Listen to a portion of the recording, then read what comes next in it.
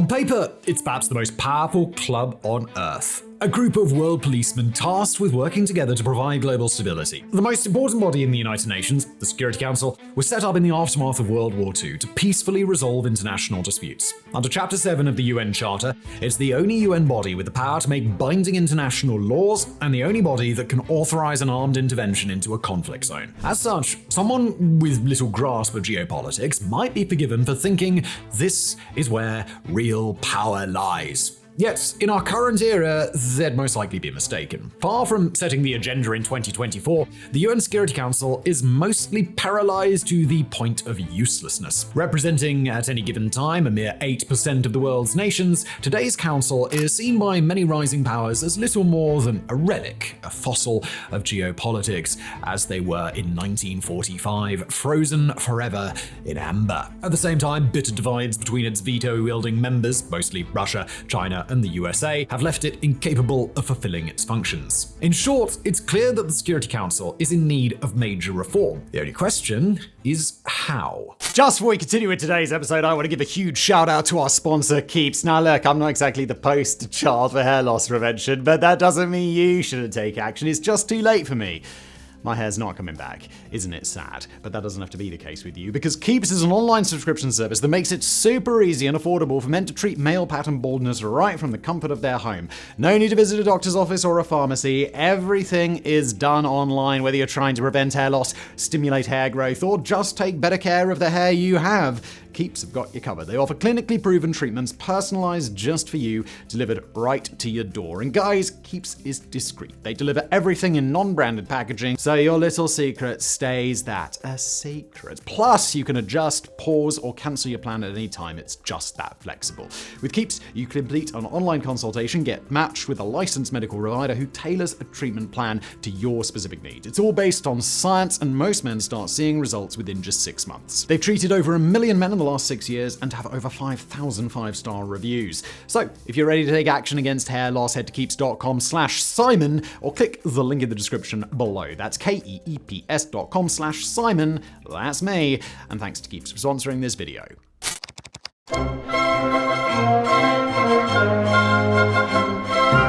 When the victorious nations of World War II set out to build a new international order, they must have felt like they were creating something that could last forever. That's because the United Nations wouldn't just be a talking shop successor to the failed League of Nations, but a body with actual teeth. Teeth that came in the form of the tanks, bullets, and shells belonging to the world's most powerful nations. Sat alongside the UN General Assembly, these nations would form the core permanent members of the new Security Council. Known as the P5, they comprise 2 rising superpowers, the United States and the Soviet Union, 2 fading imperial powers, Britain and France, and, at the insistence of the United States, the Republic of China, at that time still a few years shy of Mao's communist takeover. As conceived by President Franklin D. Roosevelt, the 5 would act as policemen, watching over the world and helping find peaceful resolutions to conflicts, but ready to step in with force if necessary. Amid the unsteady optimism of the post-war era, many must have willed themselves to believe in this vision. After all, the P5 were the globe's premier nations, spanning continents. If anyone could use a combination of soft power and muscle to resolve disputes,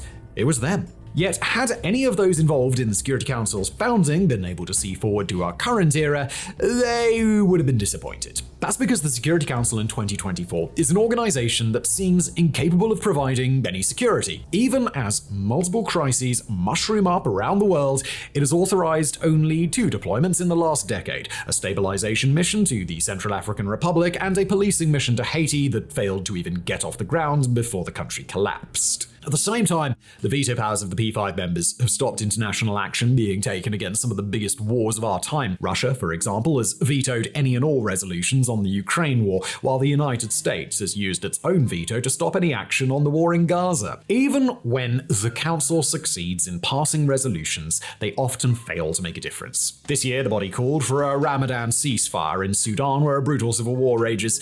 Neither side took any notice. All of which is why today's council feels less like a group of world policemen and more like an ineffectual talking shop, one as weak and neutered as the League of Nations prior to World War II. And we'll circle back around later to the flaws with the Council as it stands today, as well as various possible methods for fixing it. Before we get into that, though, we do need to quickly fill in some of the background to make sure we all understand exactly what we're talking about today. Because, like many UN bodies, the Security Council is more complicated than it might initially seem. The first thing to note is that the Council is far larger than just the P5. While the P5 are the guys with the permanent seats and vetoes, there are also another 10 elected members. Serving 2-year, non-consecutive terms, these elected members must be voted in by 2/3 of the UN General Assembly. Although none of them can veto resolutions, they are still able to craft international law on matters of peace and security.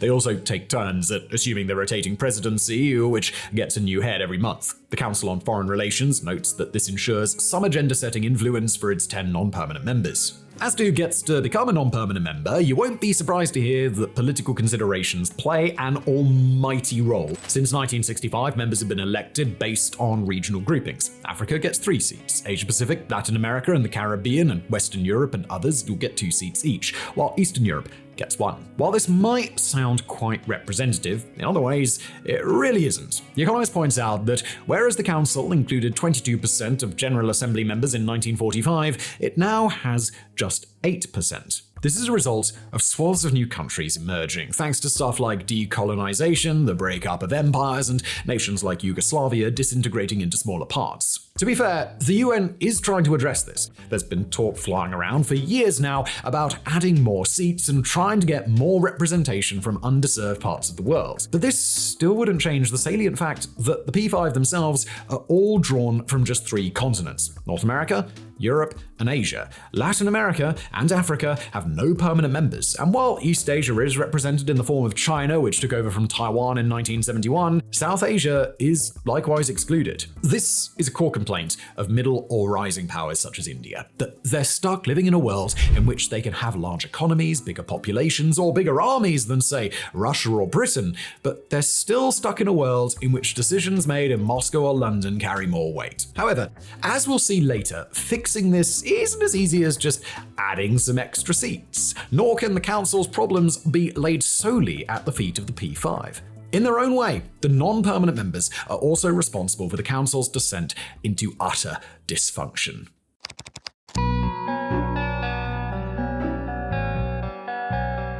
Perhaps the most famous role the Security Council has is authorizing military interventions, in the words of the UN Charter, to maintain or restore international peace and security. The most recent intervention to be authorized was the deployment of a Kenyan-led force to Haiti to tackle gangs. But there are plenty of past examples to choose from. The Council on Foreign Relations currently lists 60 operations undertaken since 1991. At the time of writing, 11 deployments are ongoing, covering hotspots as diverse as Cyprus, Kosovo, Lebanon, Western Sahara, South Sudan, or the border between India and Pakistan. Nor are these missions generally led by the United States. According to the CFR, Nepal contributes the most personnel, followed by Bangladesh, India, and Rwanda. But while this might sound like a global body that's acting as it should do, these, in reality, are the rare successes. Of the 11 current deployments, a mere 4 were authorized this century. As we mentioned last chapter, only 2 have been authorized in the last decade. To be clear, for those who've spent the last 10 years blissfully unaware of the news, that's not because the period since 2004 has been particularly peaceful. Rather, it's because the act of signing off on an intervention in other states has become politically fraught. As foreign policy notes, the current world order is so fragmented that nations have a hard time agreeing on when it's acceptable to make demands of one another. From the outside, the reasons why often seem positive. No one in the 2020s is comfortable with European and North American nations trying to tell African countries what to do for really good historical reasons. Unfortunately, this has led to situations where crises in Africa get effectively ignored. To take just one recent example, when Sudan descended into civil war in April of 2023, it seemed like just the sort of situation where the Council might be able to make a difference. After all, in the war's opening weeks, none of the veto-wielding P5 had particularly strong incentives to block a resolution.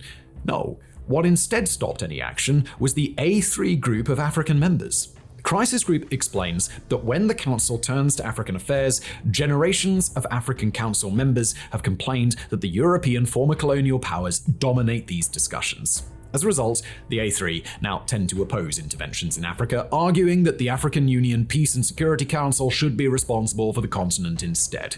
Unfortunately, the AU is currently drifting into a policy of non-interference in its members' internal affairs. So, Sudan's civil war has now grown to become one of the world's worst humanitarian disasters, while another conflict, the A3 blocked action on the Tigray War, wound up becoming the deadliest war in decades. Now, to be clear, we're not saying the A3 are uniquely obstructive, we're just using their example as a way to highlight how good intentions such as not letting former colonial powers dictate African affairs can lead to unambiguously bad outcomes. Another major issue is that even when the Council speaks, fewer and fewer states seem willing to listen.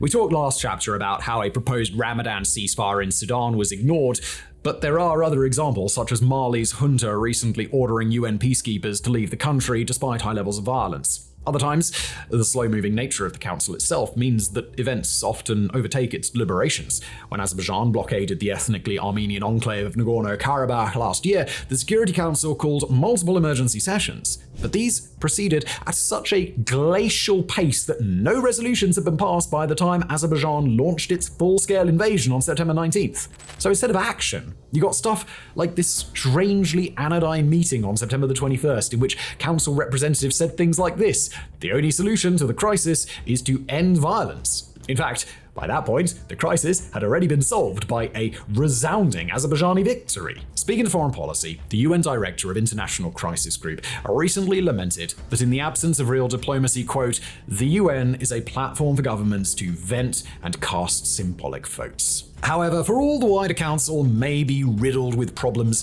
we'd be kidding ourselves if we didn't say that the biggest issue lay with its permanent members, specifically in the power of veto.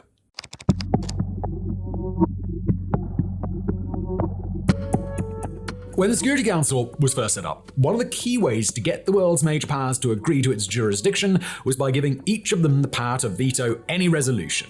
That means that to this day, Washington, Beijing, Moscow, London, and Paris are all able to kill anything that comes before the Council, a power that no other capital on Earth has. Although we should be clear that not all members of the P5 wield that power in the same way. Historically, the big driver of veto usage was the Cold War rivalry between the United States and the Soviet Union. Today, Moscow and Washington still hold the record for the most vetoes, with Moscow torpedoing over 155 resolutions and the United States over 90. By comparison, the UK has only used its veto 32 times, China 20, and France a mere 18. However, that doesn't mean that each nation's usage has been static, moving to a regular timetable. Since the end of the Cold War, neither Paris nor London have utilized their vetoes. Not only that, but both capitals have also begged the other P5 members to use their own vetoes less. Clearly, these pleas have fallen on deaf ears. During the Cold War, China used its veto a grand total of 2 times, once while its seat was being held by the Republic of China, or what we'd call Taiwan. In the last decade, on the other hand, Beijing has wielded its power 11 times. But while China is upping the usage of its veto power, the worst offenders remain by far the United States and Russia, not just because of their willingness to use their veto, but because of the opportunistic way that they often deploy it. This can be seen most clearly in a raft of recent resolutions from the Council calling for a ceasefire in Gaza. Since the horrific events of October 7th, 2023, there have been 5 attempts to make a ceasefire official UN policy. 3 of them were vetoed by the United States, the other 2 were vetoed by Russia, with China's backing. What's absurd is that the objections often came down to the language deployed, with the US killing off resolutions that didn't condemn Hamas for their October massacre, and Russia killing off resolutions that did. The result is that, at the time of writing, there is still no ceasefire in Gaza, despite all P5 members agreeing to one in theory. Rather than actively solving a problem, it is an example of the Council instead being used for political messaging. Bad as this is, though, things are even more absurd where the Ukraine war is concerned. Twice now, Moscow has used its veto to shield itself from resolutions condemning its illegal invasion. As the Atlantic Council wrote, "How can a country engaged in Europe's largest invasion since World War II and led by a man wanted by the International Criminal Court for war crimes be allowed to undermine an organization committed to maintaining world peace?" More recently, on March the 28th, Russia separately used its veto to stop monitoring of North Korea's nuclear weapons program, a move widely assumed to be a quid pro quo after Pyongyang supplied Moscow with millions of artillery shells. These are just a couple of recent examples, but modern history is littered with others. Because a P5 member veto is absolute, there is no way to overturn it. And because the Security Council is the only UN body empowered to make binding law, there's no way to hold a country that misuses its veto to account. Summing up his view of the situation in 2023, President Erdogan of Turkey was blunt. The Security Council has ceased to be the guarantor of world security and has become a battleground for the political strategies of only 5 countries. If that's true, then the key question now is, can we fix it? Sadly, doing so may be more difficult than it looks.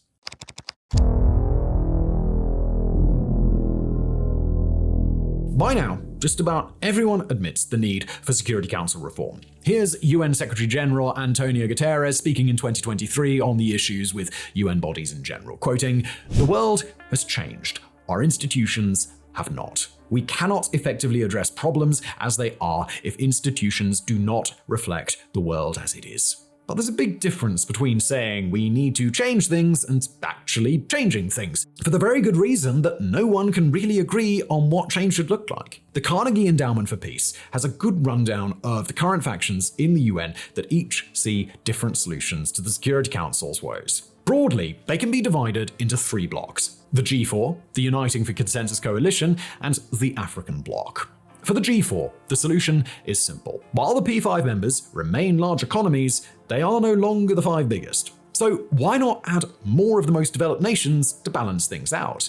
It won't surprise you to learn that the G4, comprising India, Brazil, Japan, and Germany, think they are the ones who should be added, creating a P9 with expanded veto powers. Indeed, some of the current P5 seem up for this. Since 2021, the UK has advocated for making Germany a permanent member. The main issue, of course, is that expanding the number of permanent members with veto powers might lead to more gridlock rather than less. Taking the example of Brazil, although it could apply to any of the G4, Carnegie notes that Brasilia has never explained how a permanent seat of its own would improve the Council's functioning. Another major issue is deciding who deserves to get the new permanent seats, which is exactly why the Uniting for Consensus Coalition exists, to stop the G4 from getting what they want. Primarily composed of middle powers like South Korea, Mexico, Turkey, Poland, and Pakistan, the coalition is made up of countries that have a rival or an enemy in the G4 and don't want to see them get extra power. As a result, the coalition instead campaigns for expanding the number of elected seats on the council, envisioning a world in which the P5 are kept in check by 20 elected nations rather than 10. They also call for terms to be longer than 2 years and able to run consecutively. Again though, it's hard to see how this plan would improve the council's functioning. While it would bring a greater diversity of voices, that wouldn't necessarily streamline things. All of which may be why the last bloc, the African Union, has a more straightforward mission. Rather than sort out the council in general, the bloc's 54 members are laser-focused on a single issue: increasing African representation. Guided by a 2005 agreement known as the Esselwini Consensus, the bloc envisages the creation of 2 new permanent seats with full veto rights reserved exclusively for African nations, as well as the addition of 3 non-permanent seats for the continent. In this, they've been remarkably successful at getting attention. In 2023, France and China joined forces on the council to call for the Esselwini Consensus to be implemented. This year, the US, Russia, and the UK suggested they could support a watered-down version, creating 1 new permanent seat for an African nation. The biggest problem with the proposal is that the African bloc can't decide among themselves which countries would be chosen. Obvious choices would be South Africa or Nigeria, but as the Carnegie Endowment notes, they face opposition from regional competitors like Algeria, Egypt, Ethiopia, Kenya, and Senegal, mirroring the dynamics that pit the G4 nations against their UFC rivals. These sorts of worries might be why some have suggested coming at the problem from a different angle. Instead of adding new permanent members, why not remove some of the P5 who don't deserve to be there? The most frequent candidates floated are France and Russia. France because it's no longer the great imperial power it once was, and Russia because Moscow is going increasingly rogue. In some versions of the proposal, both are simply removed from the council, while in others France is replaced with the EU. Again though, we run into immediate difficulties. To change the makeup of the Security Council, you need not just a 2/3 majority of the UN General Assembly, but also the agreement of every single member of the P5. And while it's just about possible, although unlikely to imagine a future in which Paris begrudgingly steps aside for the EU, the odds of Putin waking up tomorrow and going, maybe I have too much power, well, That's effectively zero, isn't it? All of which may be why certain nations are turning to blue sky ideas for reform. Reforms that wouldn't just add a few members to the council here or remove a few members there, but would force it to undertake wholesale reform.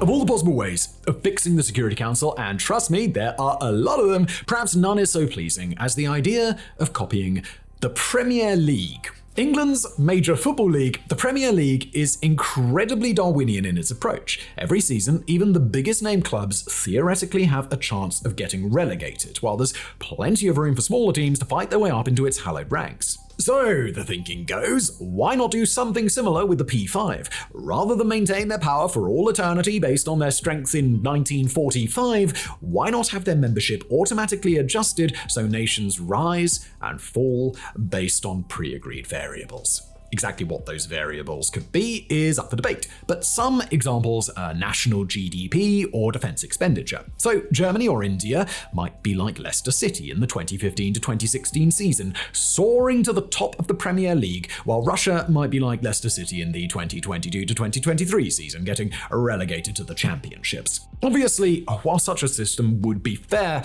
it's hard to imagine any of the three fading European powers, France, Russia, or the UK, voting to implement it. And you can imagine all sorts of technical fights about how to exactly calculate who was in and who was out. That's why others think a much simpler solution could be in order, handing more power to the General Assembly. Unlike the Security Council, the General Assembly is where every recognized nation sits, with each of its 193 countries able to vote on resolutions. While it's not perfect, as the absence of Taiwan and others attest, it's also a lot fairer. With every country having a voice and no one having a veto, you could potentially empower the General Assembly to be the final arbitrator on world affairs. Nor would it necessarily be all that damaging for the P5, since all are wealthy and significant enough to wield their soft power behind the scenes to influence votes. On the other hand, Crisis Group points out that a 193-member body might simply be too slow and unwieldy to react in a timely manner to a conflict. A good example would be the Ukraine war, where 2 years of fighting has so far only produced a couple of strongly worded resolutions against Russia's invasion. Hardly the sort of thing to have Putin quaking in terror.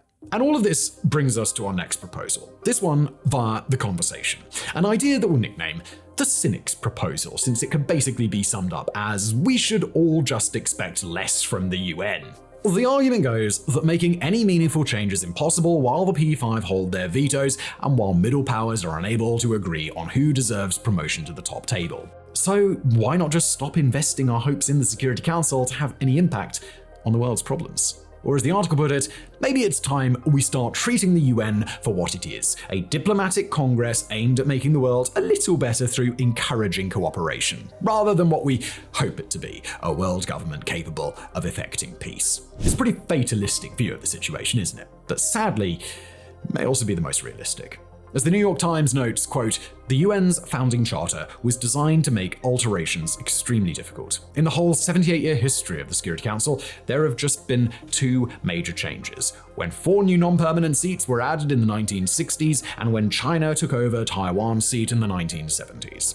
That being the case, perhaps we should just take what we can get where the Security Council is concerned, laud it when it manages to get its act together, but otherwise pay it less heed and not expect it to sort out our problems. Because the alternative, perhaps the only way to force through the serious reforms it clearly needs, might involve giving the system a shock so big it could struggle to survive."